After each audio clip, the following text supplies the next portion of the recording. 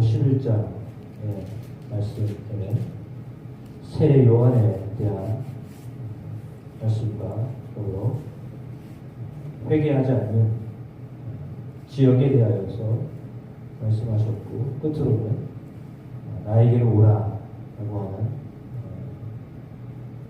새 부류의 내용이 함께 기록되어져 있습니다.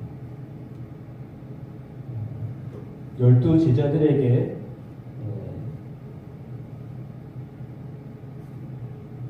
복음을 전하라고 명령하셨고, 그들이 여러 동네를 돌아다니면서 천국 복음을 가르쳤습니다. 그리고 또한 전도하였습니다. 그리고 난 다음에는 오늘 본문에 나와 있듯이 거기를 떠나 가셨습니다. 혼자서 복음을 전하지 않냐고 제자들과 함께 복음을 전하셨습니다. 그때 그런 이야기들을 들었던 요한의 제자들이 예수님께로 왔습니다. 우리가 누구를 기다려야 되겠습니까? 라고 하는 질문을 3절에 했습니다. 그러니까 뭐냐면 메시아를 기다리고 있는데 당신이 메시아가 맞으십니까? 라고 하는 단도직입적인 질문이었습니다. 그래서 예수님이 그들에게 너희가 가서 듣고 보는 것을 알려라 라고 그렇게 대답을 하셨습니다. 그럼 무엇을 듣고 보았느냐? 5절에 안목 보는 사람이 보게 되고, 걷지 못했던 사람이 걷게 되고, 나병에 걸렸던 사람들이 깨끗함을 받고, 듣지 못했던 사람들이 듣게 되고, 심지어 죽은 자가 살아나고, 가난한 사람들에게 이제는 복음이 전파된다고 하여라 라고 말씀하셨습니다. 나로 인하여 실족하지 않는 사람은 복이 있다 라고 또 말씀하셨습니다. 그들이 떠난 다음에 예수님이 무리들을 향하여서 요한에 대해서 말씀하셨습니다. 요한은 어떤 사람이냐? 성경에 선지자보다 나은 사람이다 라고 이렇게 말씀하십니다. 놀랍게도 선지자보다도 뛰어난 사람이다 라고 말씀하셨습니다. 그것은 예수님에 대하여서 증언, 바로 앞에서 증언하였기 때문입니다. 그러니까 전에도 한번 말씀드렸던 것 같아요. 천안 왔는데 아이들 교복을 마치려고 이제 그 교복 사러 가야 되는데 뭐 어디가 어딘지 모르잖아요. 여기 와가지고 그래가지고 차를 가지고 이렇게 가다가 아마도 지금 생각에 남부오거리쯤 된 것 같아요. 거기였나 남갈려였나 모르니까요. 어디쯤 가면 거기 나오냐고 그랬더니 쭉 가세요 그러더라고요. 그래가지고 쭉 어디로 가면 금방 나오는 줄 알았어요. 그래가지고 쭉 갔죠. 그랬더니 가도 안 나올 기미가 안 보여. 그래가지고 남부오거리쯤 갔는데 거기서도 쭉 가면 된대. 도대체 쭉 가면 된다는 얘기를 한 2번, 3번을 들은 것 같아. 어떻게 되나. 그래가지고 좀 더 갔는데 정말 중앙시장 저 끝에 있더라고요. 교복점이 저 끝에 있어요. 아시잖아요. 교복점이 저 끝에 있어가지고 가는데 정말 쭉 가면 오긴 오대요. 근데 사람들이 생각할 때 그랬을 것 같아요. 예수님 오실 거다. 메시아가 오실 거다. 조금만 가면 된다고. 우리가 이거를 어디서 제일 많이 경험해요? 산에 올라갈 때. 내려오는 사람이 뭐라 그러죠? 5분만 가면 돼요. 다 왔슈. 왜? 힘들어 지쳐서 포기할까봐. 그래가지고 조금만 더 가면 정상이니까 힘내라. 똑같은 얘기예요. 똑같은 거예요. 예수님 오십니다. 메시아 오십니다. 이제 거의 다 오셨습니다. 기다리면 됩니다. 근데 정말 마지막 사람이 중요해요. 제가 어딘가 갔는데 거의 진짜 가깝거든요.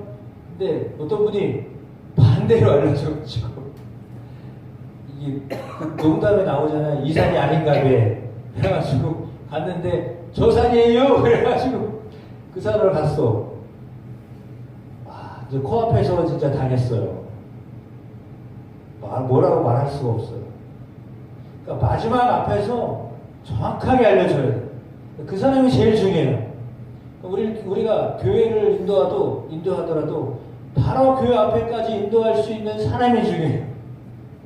이렇게 저렇게 해가지고 어떤 연유로 인해서 교회를 오게 되는데 바로 직전에 교회 오게 하는 사람이 정말 중요해요. 그 사람을 통하여 교회를 오는 거예요. 그 사람을 통해 예수님을 믿는 거예요. 그러니까 그 역할을 하는 사람이 세례 요한이란 말이에요. 제일 중요한 사람이에요. 그러니까 많은 선지자보다 제일 중요한 사람, 그 앞에서 예수님을 증언한 사람이에요. 그러니까 세례 요한이 그 역할을 했기 때문에 선지자보다 나은 사람이다 라고 말했습니다. 근데 예수님은 그 세례 요한도 천국에 가면 제일 잘한다 라고도 말씀하셨어요. 완전 역설적.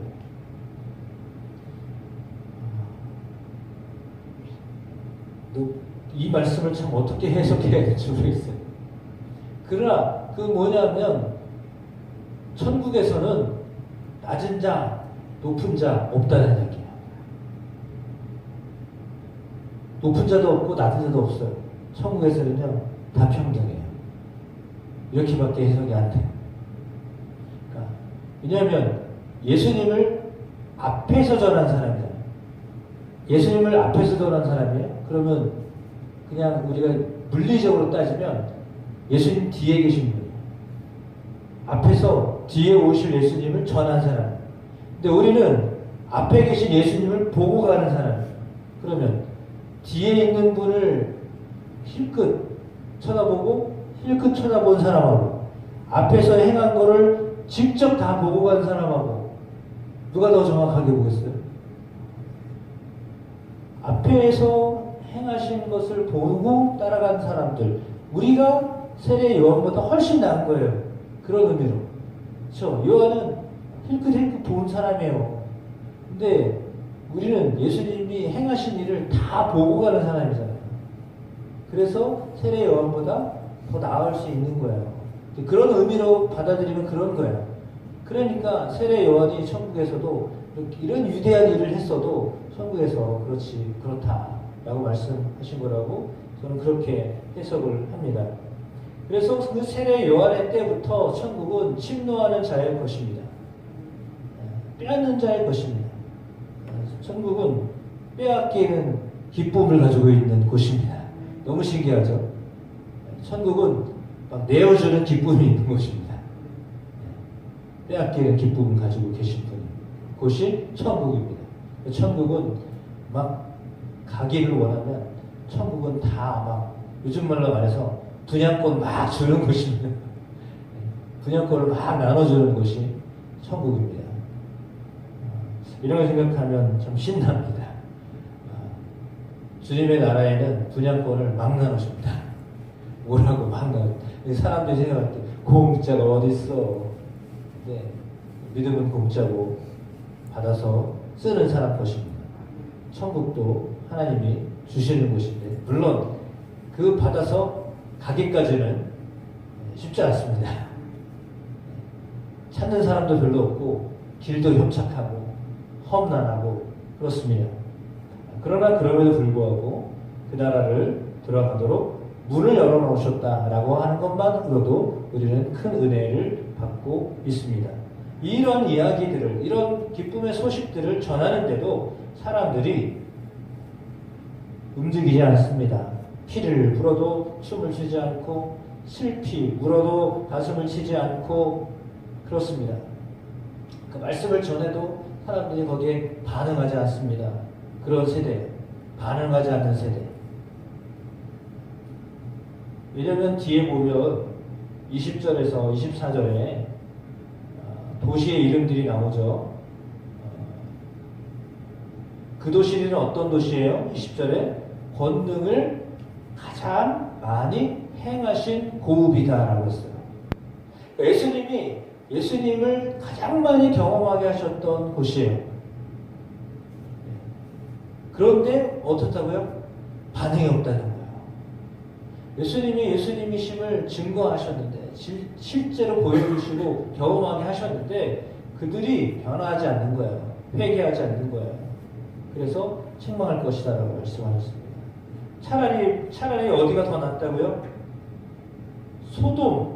소돔이 오히려 더 나았을 뻔했다 라고까지도 말씀하셨어요. 왜? 소돔은 어떤 곳이에요? 범죄해가지고 다 멸망했잖아요. 롯의 아내 또 오다가 망해 죽었고, 롯과 롯의 자녀 둘만 빠져나온, 그리고 나머지 다 멸망당한 곳이잖아요. 근데 그것보다도 견디기 어려울 것이다 라고도 말씀하신 거예요. 반대로 말하면. 그래서 권능을 많이 행하신 곳이에요. 근데 사람들이 안 믿었다는 거예요. 너무 신기하죠. 그건 뭐냐면 그만큼 애정을 가지고 그들에게 복음을 전하셨어요. 하나님 나라에서 알려주셨어요. 근데도 안 믿은 거예요. 우리 여기서 깨달아야 돼요. 많이 보여주고 알려줘도 안 믿는 사람이 있어요. 회개하지 않는 사람이 있어요. 그의 몫이에요.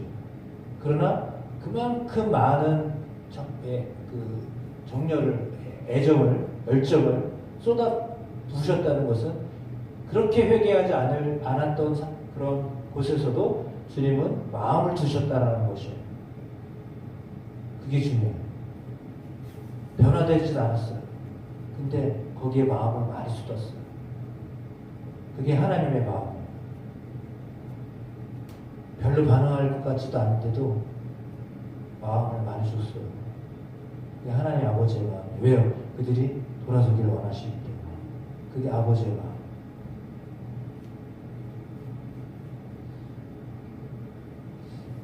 우리는 이 마음을 알아가기가 쉽지 않습니다. 심지어는 누구나 다 오라고 말씀하십니다. 누구든지 와라. 나의 멍에를 메고 나에게 배워라. 너희의 마음이 쉼을 얻게 될 것이다. 내 멍에는 쉽고 내 짐은 가볍기 때문이다. 수고하고 무거운 짐진 자들아 다 나에게로 오라. 내가 너희를 쉬게 하리라 말씀하십니다. 물론 이렇게 두 가지로 볼 수 있을 것 같습니다. 하나는 복음을 전하다가 지쳤던 주의 제자들, 그들이 이렇게 복음을 전하다가 주님께로 가면 주님이 쉼을 얻게 하시고, 또 전하다가 지치면 또 쉼을 얻게 하시고, 그런 작용이 있을 것이고, 또 하나는 죄짓고 무거운 짐으로 눌려 있었던 사람들이 예수님께로 오면 예수님 그 죄의 짐을, 무거운 삶의 걱정의 짐들을 다 덜어내신다는 의미에서 그들을 쉬게 하신다는 의미, 두 가지를 볼 수 있습니다. 그러니까 제자들이 이렇게 힘들고 어려워서 좀 별로 이거 정말 이렇게 해야 되나? 라고 하는 마음이 들어도 주님께로 오면 주님이 다시금 그들에게 새 힘을 주시고 용기를 주신다 라고 하는 의미와 더불어 죄에 대한 짐을 알고 깨닫고 돌아오는 사람, 그것이 아무리 무겁고 아무리 힘들었어도 주님이 그것을 다 이렇게 대신 지어주신다 라고 하는 것입니다. 어제 장애인협정에서 3층에 있는 그 기계를 이제 지하로 가지고 내려가야 돼요. 4명이서 옮기는데 1층 한층 내려다가 도저히 못하겠다고 너무 무거워가지고 도저히 못하겠다고 그만둘까? 더군다나 내려가다가 이렇게 박스를 막 쌓아가지고 이거 내려갈 수 있을까? 이 생각되니까 아유 그냥 여기서 그만두자 이런 마음이 들었어요. 근데 누가 포기를 안 하겠어요? 감독은 포기를 못해요. 같이 짐을 지는 사람은 힘내니까 안 되겠다 여기서 그냥 그만두자고 그랬는데 감독은 해야 되니까 그냥 가자고. 그래서 뭐 어떻게 할 수가 없잖아요. 그래서 저는 중간에 빠졌어요. 그래가지고 힘 막 빠졌잖아. 3시 하다가 얼마나 힘들어. 4시 하다가 3시 했으니 힘들잖아요. 마지막에 도저히 안 되겠다 그래가지고 마지막 한 칸이었나 두 칸이었나. 제가 등짐 그 생각이 났어요. 이삿짐 센터에 피아노 옮기는 사람들이나 지오 옮기는 사람들, 냉장고 옮기는 사람들이 등으로 맞춰요. 그래가지고 옮기는 거야. 그게 쉬워요. 허리만 안 다치면 그게 쉽거든. 그래서 대충 그렇게 힘내가지고 이렇게 했더니 쉽다는 거야. 그래가지고 그렇게 해서 이렇게 한 개층 정도로 이렇게 내려갔어요. 요령이 있으면 쉬워요. 근데 우리는 사실 인생을 잘 모르잖아요. 근데 예수님은 다 아시기 때문에 그 똑같은 무거운 짐도 예수님은 쉬워요. 그 비결이 뭡니까? 주님과 함께하면 주님이 우리의 삶에 무거운 짐과 또 우리가 주님을 위하여 일하다가 지쳤던 그것들 다 감당할 수 있도록 허락하여 주십니다. 그래서 예수 그리스도를 통하여서 힘을 얻고 그리스도로 인하여서 쉼을 얻고 그런 은혜들을 누려 나가는 저와 여러분의 삶이 되기를 축복합니다. 이번 주 주일 우리 교회 창립 기념 주일입니다. 기쁨이 넘치는 그런 창립 기념 주일 되어줄 수 있도록 위해서 기도해 주시고 또 오늘 단편 영화를 교회 비롯해서 세 군데에서 찍는데 추위 속에서도 잘 할 수 있도록 위해서 기도해 주시고 어쨌건 뭐 배우나 스태프들이 다 교회를 들어오게 돼 있어가지고 그들의 마음에도 하나님의 은혜가 예수님의 사랑이 흘러갈 수 있도록 기도해 주시기를 부탁드립니다.